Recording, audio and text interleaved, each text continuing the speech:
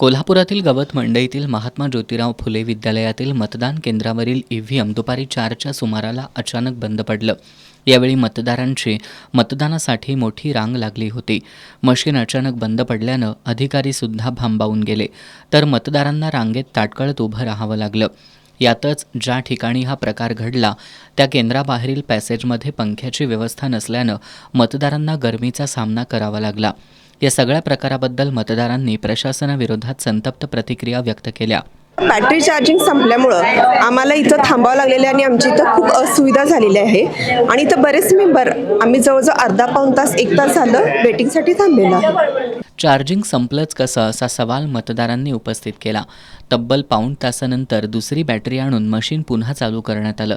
नेमका काय प्रॉब्लेम आला होता याबद्दल अधिकाऱ्यांनी खुलासा केला. माझं नाव ओंकार जाधव, क्षेत्रीय अधिकारी.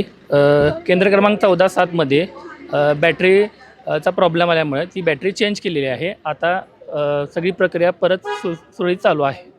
दुसरी गोष्ट म्हणजे सर, चार्जिंग त्याचं व्यवस्थित ही जबाबदारी शासनाची असताना ती म्हणजे संपलीच कशी? नाही सर, बॅटरी हाय सकाळी होतीच, व्यवस्थित होती, दुपारपर्यंत व्यवस्थित. अचानक तो एरर आलेला आहे.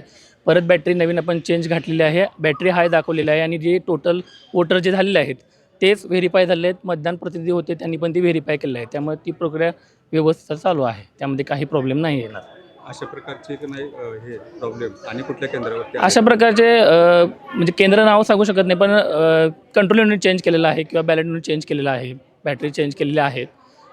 ही सकाळपासून आता या केंद्रावर तरी आत्ताच प्रॉब्लेम आला आहे. एकाच केंद्र, माझ्याकडे जे केंद्र आहेत त्यामध्ये आत्ताच एक प्रॉब्लेम आलेला आहे, फक्त बॅटरीचा. बाकी सगळे ओके आहे. कोल्हापुरात अनेक ठिकाणी असे तांत्रिक बिघाड झाल्यानं मतदारांना त्रास सहन करावा लागला.